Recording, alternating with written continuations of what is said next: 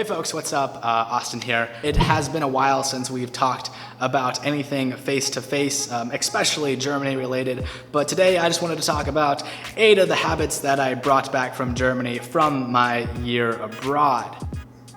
I don't play piano, if you were curious. I just happened to be in this room, or this happened to be the best looking room because my other options for filming this weren't super awesome. Here we go. So when I was in Germany, I had an internship at a building physics and engineering firm, and so I worked a lot of spreadsheets and numbers. And for some reason, Germany switches the functions of a decimal point and a comma in numbers. For example, take the number 72,000.53. In Germany, that'd be written as 72 decimal point 000, comma 53.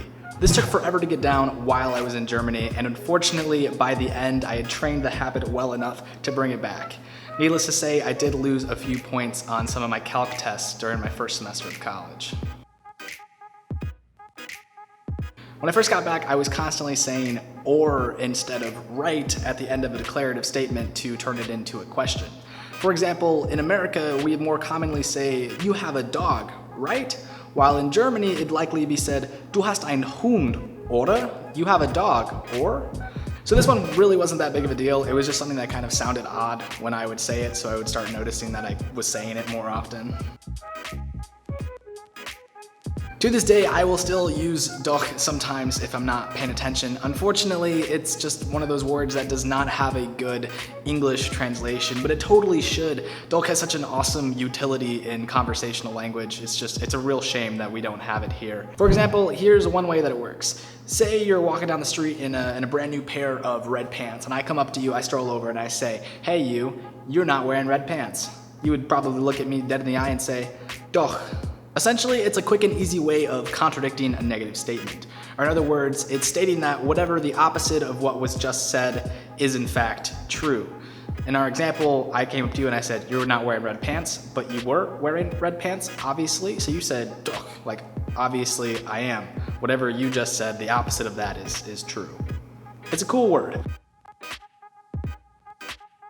So unlike Americans, Germans count on their fingers like 1, 2, 3, 4, 5. This was a habit that I picked up while I was there, but in all honesty, it was not passively developed. You see, not too long before I went over to Germany, I had seen the movie Inglourious Basterds, and there's this one scene where Michael Fassbender's character is undercover as a German, but his cover gets blown because he orders 3 beers like this instead of like this, as a German would. So I saw that and I was like, there's no way that's gonna be me. Because natürlich, my Deutsch accent is sehr gut, so the only thing truly keeping me back from going fully undercover as a German is their highly advanced method of finger counting. So I actively worked to make that a habit. So here's the deal. In Germany, milk does not need to be refrigerated and is often kept in boxes, just like in the cupboard or something. And I was not about to drink room temperature milk, so I didn't. And now I'm lactose intolerant, so I still don't.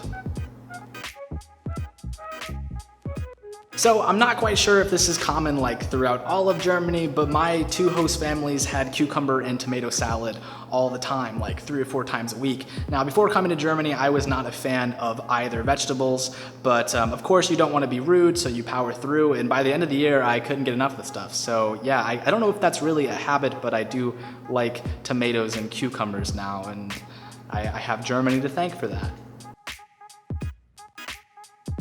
Habit number 7 is actually the number 7. You see, Germans write their 7s with a dash through the middle of the body, and I don't really know why this is. Ultimately, it helps differentiate the 7 from the 1, which is written kind of like a 7. Anyway, for a while when I got back, I wrote both numbers of the German persuasion, but the 7 is the only one I've held on to this day. So habit number 8 is punctuality and getting to the point. These are more habits of thought and mind, but they're 2 of the greatest things I could have brought back with me from Germany. You see, Germans are super punctual.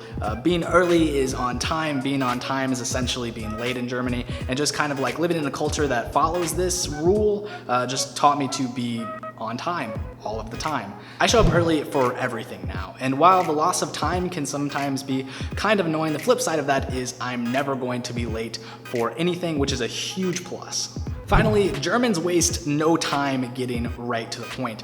Arbitrary small talk essentially just does not exist there. And while I would not say I'm by any means to the level of a German, being slightly more direct has been a huge boost for my conversational communicational efficiency.